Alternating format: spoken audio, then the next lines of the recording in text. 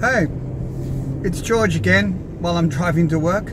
I was thinking about leadership. That seems to be a big thing in our industry at the moment. So I thought I'd talk about that today because we definitely need more of that. You know, it makes me think about the story of the old farmer back home whose daughter was of marriageable age. So he thought he'd throw a party and find all the eligible young men to come and try to pick one or help pick one for his daughter. And so what he did, he thought, I need him to be brave and strong. So he filled his Olympic-sized swimming pool with crocodiles and blue ring octopuses. And on the night of the party, he called everybody over to the swimming pool, and he said, "Is there any brave young men here that are fearless and could jump into the water and swim to the other side?" Everybody kind of looked at him and laughed. And he said, all right. He said, so if there's any of you young men with lots of courage and are brave and self-belief, is that the first one that jumps in and comes out the other side, I'll give them the option of $1 million cash or 1,000 acres of my prime farming land, or the third option is my daughter's hand in marriage. No sooner had he said that than he hears this splash and this thrashing of the water, and standing beside him at the end of the pool is this young man dripping wet. And he looks at him rather surprised, and he said, "Well, son, congratulations." He said, so is it the $1 million cash you'd like? And the young man says, "No, I don't want that."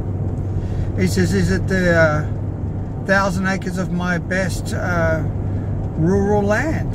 He said, "No, I don't want that." And he said, "So it must be my only daughter that you want. You're going to ask me for her hand in marriage?"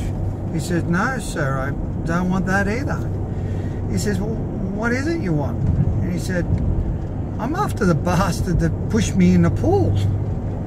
You know, that story, I always liked it. I thought it was funny. But it makes me think about what we need in this industry is that great leaders are not born.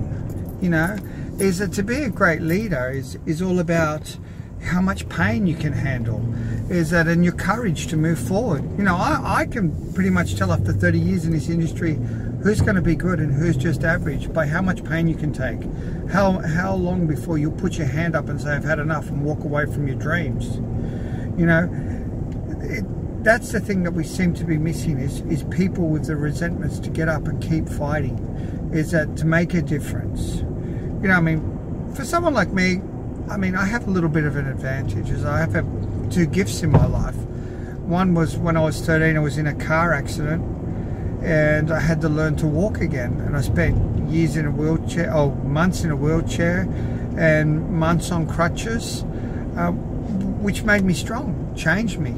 Yeah, and the other thing is that I have an autistic son, is that I realize no matter what I do, I can't fix him.